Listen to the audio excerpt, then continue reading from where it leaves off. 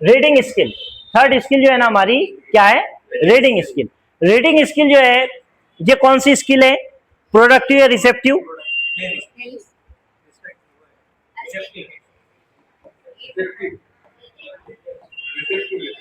Receptive skill है। दूसरा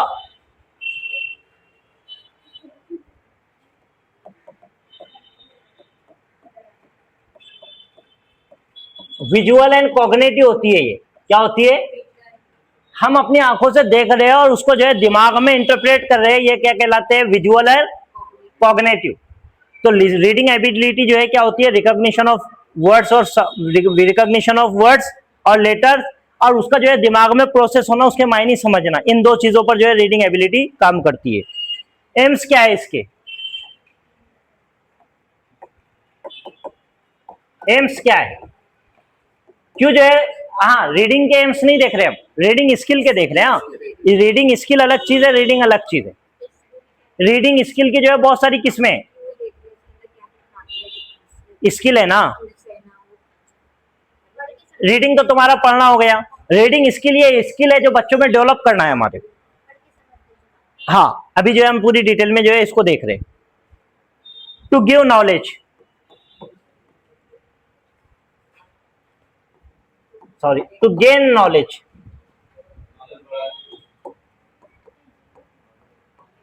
अपने इल्म में इजाफा करने के लिए हम क्या करते हैं, रीड करते हैं, क्योंकि ये कौन सी एबिलिटी है, रिसेप्टिव है। और दूसरा है to improve vocabulary, improve vocabulary.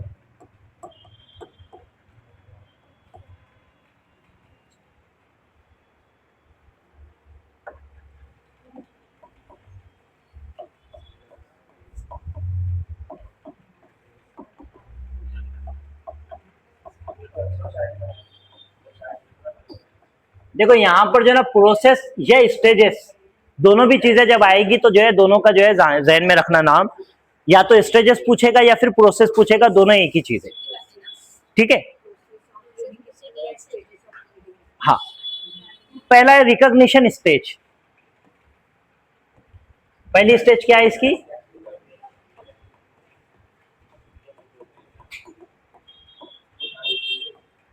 Recognition stage. इस स्टेज में क्या होता है, जो लेटर्स या अल्फाबेट्स या हुरूफे तहज्जी जो उनके सामने रखे हैं तुम उनको पहचानते हैं। रीडिंग में सबसे पहले तुम्हारा जो है वही तो होता है कि तुम क्या करेंगे, पहचानेंगे, लेटर्स को, वर्ड्स को पहचानेंगे। कॉम्प्रिहेंशन स्टेज, हाँ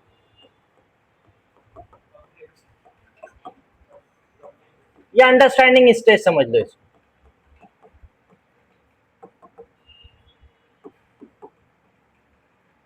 कॉम्प्रिहेंशन स्टेज में जो वर्ड्स तुमने समझे हैं, पहचाने हैं, जैसे मिसाल के तौर पर एक वर्ड है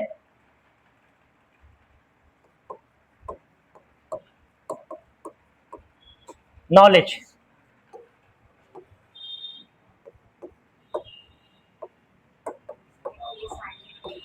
क्या है ये, नहीं रिकॉग्निशन में तुमने, आवाज का नहीं बोल रहा हूं मैं, यहां पर जो है इसमें और इसमें फर्क क्या है, बराबर है, इसमें के का फर्क है, इसमें के, ये सही है, ये क्या है, गलत है। मतलब यहाँ पर तुम्हारा क्या हो गया, रिकॉग्निशन स्टेज हो गई, बराबर है। मतलब तुमने अल्फाज को समझे, उसकी जो है पहचान कर लिए, ये कौन सी स्टेज आ गई, रिकॉग्निशन स्टेज हो गई। अब कॉम्प्रिहेंशन स्टेज में जो है तुम इसके मायने समझ रहे, नॉलेज का मतलब क्या होता है,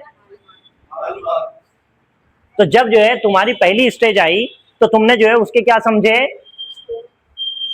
हाँ उसको जो है समझे कि ये वर्ड की पहचान किए, उसके बाद जो है क्या किए, उस वर्ड के मायने को समझे। हाँ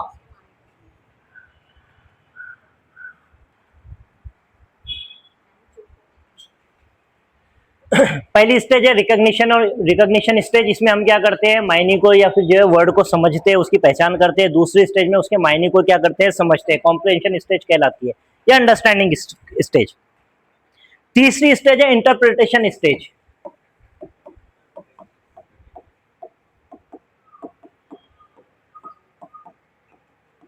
इंटरप्रेट की मीनिंग मैंने जब जो है लिसनिंग स्टेज जब हम पढ़ रहे थे तब बताया था।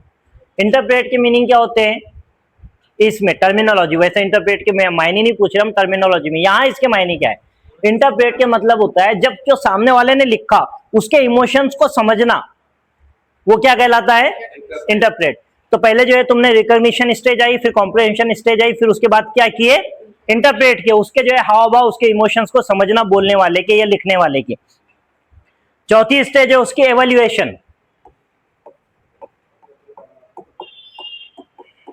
एवेल्युएशन स्टेज, एवेल्युएशन स्टेज में जो लिखा है वो क्यों लिखा है और क्या लिखा गया है, वो चीज को पूरा मुकम्मल समझना क्या कहलाता है, एवेल्युएशन।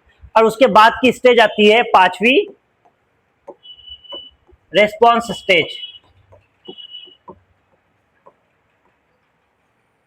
इसमें हम क्या करते हैं रेस्पॉन्स स्टेज में, हाँ जो समझो उसने कितना खर्च किया, उसका रिस्पांस कैसा, फीडबैक दे रहे हैं हम, स्टोरी कैसी लगी, क्या है, अच्छी है, बुरी है, बहुत अच्छी है, इसमें कुछ खूबी है, कुछ खामी है, वो चीज पर जब हम रिस्पॉन्स दे रहे हैं, फीडबैक दे रहे हैं, तो वो क्या कहलाता है, रिस्पॉन्स स्टेज। ये जो रीडिंग स्टेज की जो स्टेप्स है, यही स्टेप्स या यही स्टेजेस लिसनिंग स्टेज की भी है, लिसनिंग स्किल की भी है, क्योंकि वो भी रिसेप्टिव स्किल है। यहाँ पर सिर्फ जो है रिकॉग्निशन की जगह पर यहाँ पर क्या आएगा, हियरिंग आएगा, बाकी सेम चीजें सेम रहेगी। ठीक है, इसको ध्यान में रखना। रिसेप्टिव स्किल है, यहाँ पर रिकॉग्निशन स्टेज है, वहां पर हियरिंग रहेगा, बाकी स्टेजेस सेम रहेगी, क्योंकि ये भी रिसेप्टिव स्किल है, वो भी रिसेप्टिव स्किल है। एक सेकंड,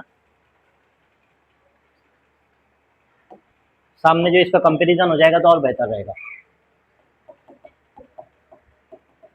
ये लिसनिंग है,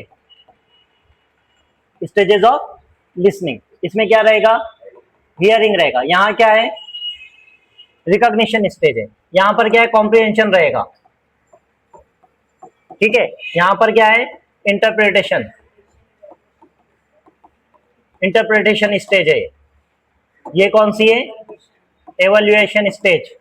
और ये कौन सी है, रेस्पॉन्स या रिएक्ट। ठीक है, यहां भी यही आएगी, या रिएक्ट, फीडबैक वगैरह देना। क्या फर्क है दोनों स्टेजेस में, सिर्फ यहाँ हियरिंग है और यहाँ रिकॉग्निशन स्टेज है, बाकी पूरी स्टेजेस सेम है। ठीक है, टाइप्स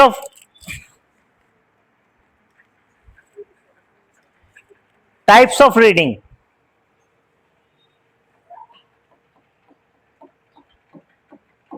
इस पर हर पेपर में सवाल रहता ही है, टाइप्स ऑफ रीडिंग। नहीं कहानी,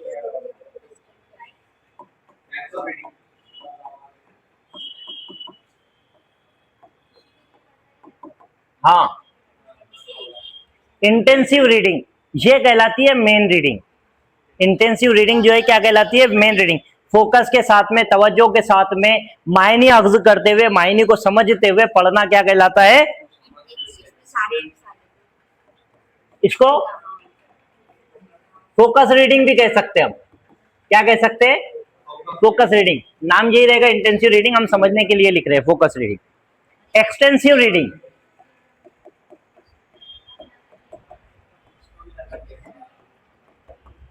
एक्सटेंसिव रीडिंग, एक्सटेंसिव रीडिंग कहते हैं जब हम कोई चीज पढ़ रहे हैं सिर्फ हमारे खुशी के लिए, प्लेजर के लिए, तो वो क्या कहलाती है, एक मिनट,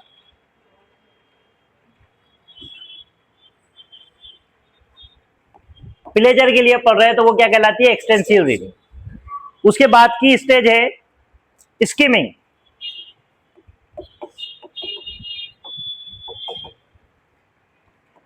स्किमिंग आती है। स्किमिंग में क्या होता है, जब हम जो है पूरा पैराग्राफ पढ़ते हैं और जनरल आइडिया मालूम करने चाहते हैं कि इसका जो है मरकजी ख्याल क्या है, पूरा नहीं पढ़ रहे, पढ़कर जो है ना एक जनरल आइडिया ले रहे, तो वो क्या कहलाते हैं, स्किमिंग।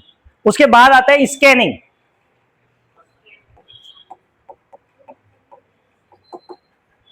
स्कैनिंग कहते हैं जब हम किसी चीज को सर्च कर रहे हैं, जैसे मिसाल के तौर पर एक लंबा चौड़ा पैराग्राफ है, उसमें जो है नीचे सवाल के जवाब दिए, अब तुम पूरा पैराग्राफ नहीं पढ़ रहे, वो सवाल का जवाब ढूंढ रहे, तो वो जो सर्च कर रहे हैं वो क्या कहलाता है, स्कैन करना, स्कैनिंग कहलाता है। Loud reading,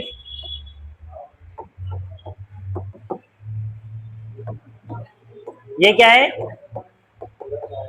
silent reading.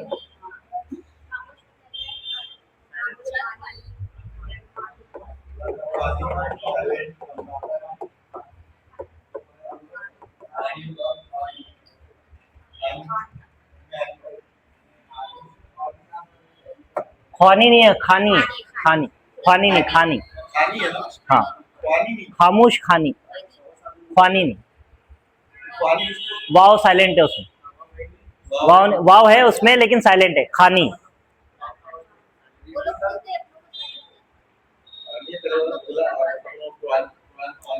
देखो इसमें जो है ना, इंटेंसिव रीडिंग जो है मेन रीडिंग कहलाती है,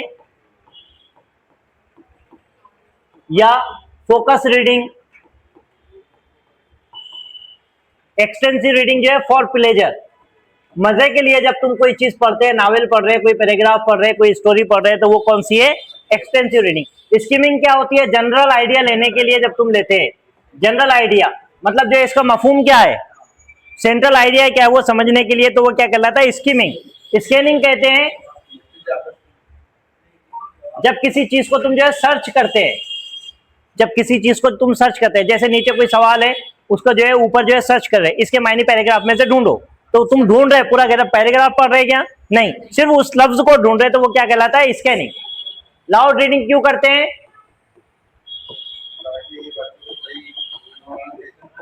प्रोनाउंसिएशन के लिए। साइलेंट रीडिंग क्यों करते हैं? इंटरनलाइजेशन के लिए। क्यों? क्योंकि जो हम पढ़ रहे हैं वो अच्छे तरीके से हमारे दिमाग में बैठ जाए। क्रिटिकल रीडिंग क्या होगी? पढ़ते वक्त में तुम्हारे जहन में ख्यालात पैदा हो रहे, अच्छा ऐसा है तो क्यों है, क्या है, ये चीज क्या कहलाती है? Critical reading. ये इस टाइप से रीडिंग। सब स्किल्स ऑफ रीडिंग क्या है?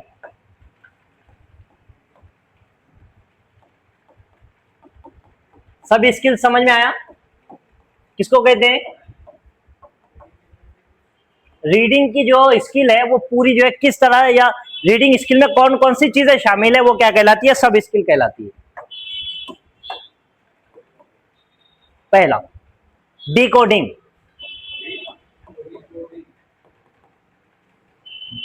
हमारी जो लैंग्वेज है ये सिंबॉलिक है, बराबर है। जैसे मिसाल के तौर पर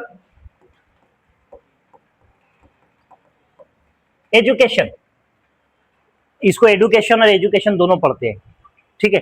एजुकेशन, एजुकेशन में क्या है यहां पर लिखा हुआ? EDUCATION, ये क्या है? सिंबल है। इसके मायने तुमने क्या ले लिए? तालीम ले लिए। अब ये तालीम तुम्हारे जो मायने हैं, ये इसको तुमने क्या किया? डिकोड किए, सिंबल से तुमने उसके मायने अक्स किए, ये क्या कहलाता है? डिकोडिंग कहलाता है। समझ में आया? डिकोडिंग। वोकैबुलरी रिकॉग्निशन,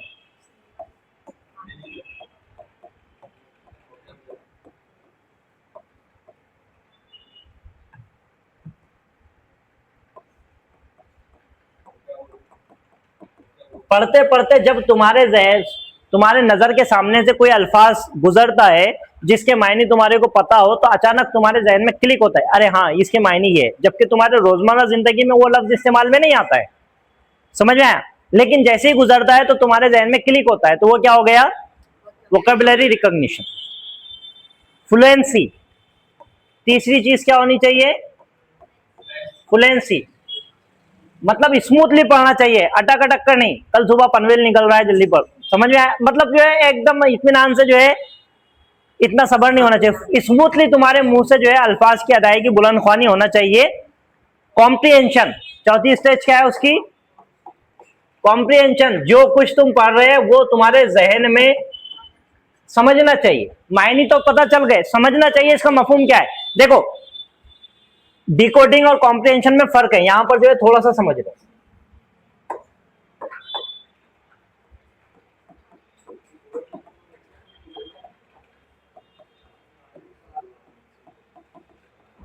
डिकोडिंग में क्या होता है पता है? वो वर्ड के मायने तुम समझ रहे। जैसे मिसाल के तौर पर जो है ना, एजुकेशन, इसका मतलब क्या हो गया? तालीम, बराबर है। अब कॉम्प्रिहेंशन में क्या हो गया? ये पैराग्राफ जिस चीज के ताल्लुक से है उसका ओवरऑल मफहूम तुम समझ रहे, वो क्या कहलाएगा? कॉम्प्रिहेंशन। समझ में आ गया? कॉम्प्रिहेंशन।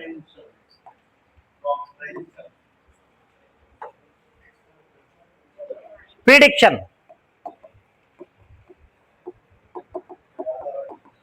पढ़ते पढ़ते जब तुम्हारे जहन में ख्यालात आते हैं अच्छा इसके आगे होगा, तुमने कई मर्तबा देखे होंगे जब जो है शायर के कोई जो है तुम शेर पढ़ रहे, उसके आते आते बहुत सारे चबरे शायर क्या करते हैं अपने अल्फाज जो है ना बोल देते हैं मुंह में, हाँ तो वो क्या कहलाता है? प्रिडिक्शन है। मतलब जो है तुम्हारे को आगे का जुमला पढ़कर समझ में आ जाता और तुम आगे के जुमले को प्रेडिक्ट करते हैं, हाँ इसका तो ऐसे ही होगा, ये स्ट्रक्चर या ये इसके हिसाब से यही लफ्ज आना चाहिए, वो क्या कहलाता है? प्रिडिक्शन कहलाता है।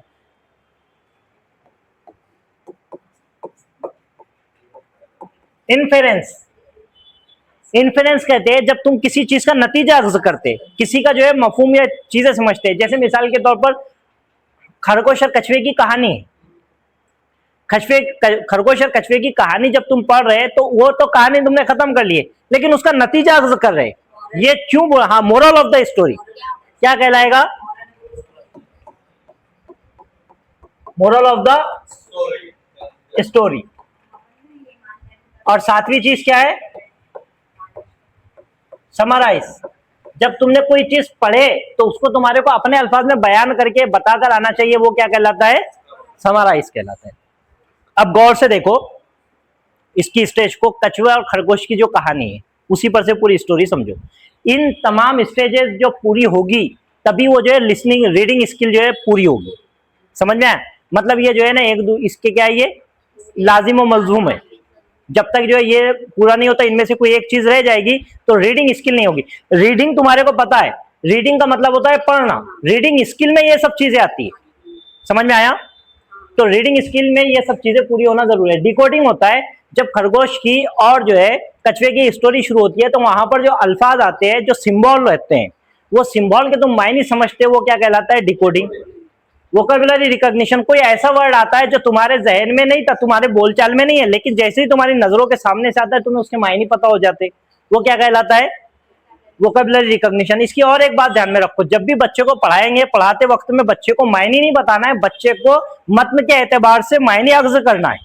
यही रीडिंग का सबसे मेन मकसद होता है। डिक्शनरी खोलकर मायने नहीं देखना रहता है, वही जो है ना कॉन्टेक्स्ट के हिसाब से मायने समझना होता है। फ्लुएंसी, बच्चा जब जो है स्टोरी पढ़ रहा है तो वो स्मूथली पढ़े, रवानी से पढ़े। कॉम्प्रिहेंशन, जो पढ़ रहा है वो उसको समझे भी कि ये स्टोरी किस बारे में।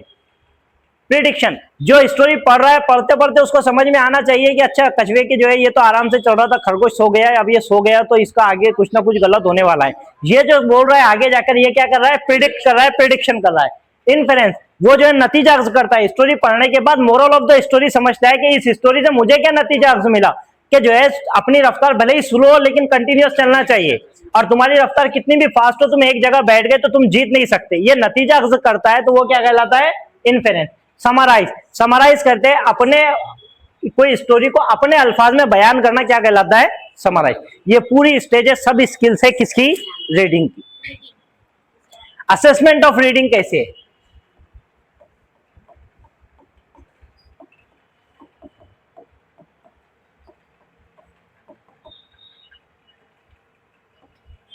रीडिंग का असेसमेंट किस तरह करेंगे तुम? रीडिंग इसकी है या नहीं है कैसे पता चलेगा? पहला, रीडिंग अलाउड, बच्चे को जो है जोर से पढ़कर पढ़ेगा तो उससे क्या, इससे पता चलेगा। दूसरी स्टेज होगी उसकी comprehension questions.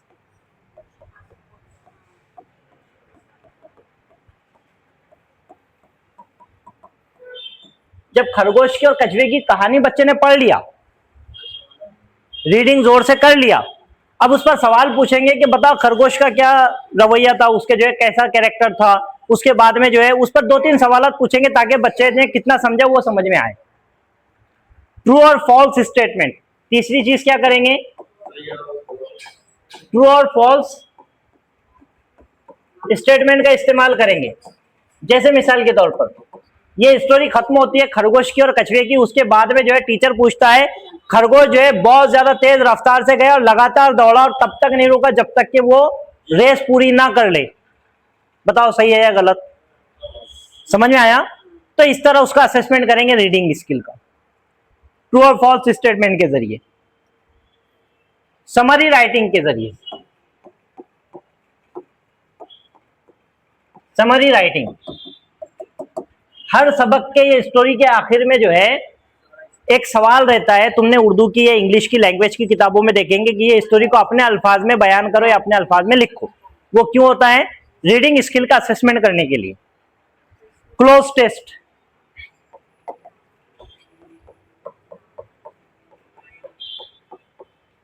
Close test vocabulary या फिर कॉन्टेक्सचुअल अंडरस्टैंडिंग के लिए जो है ये वर्ड देते हैं। कोई एक जो है खाली जगह रहेगी, उसमें जो है वो मतन से कुछ वर्ड उठाएगा और उसमें फिल इन द ब्लैंक्स रहेगा। फिल इन द ब्लैंक्स में और क्लोज टेस्ट में थोड़ा सा फर्क है। क्लोज टेस्ट में क्या होता है, इस पैराग्राफ में जो लफ्ज के मायने हुए उसके एतबार से इस्तेमाल करो। समझ में आया? वो क्या कहलाता है? मतलब मौका और महल के हिसाब से जो मायने इस्तेमाल होते हैं उसको इस्तेमाल करना क्लोज टेस्ट कहलाता है। जेड है, जेड है, एस नहीं, जेड है, क्लोज टेस्ट।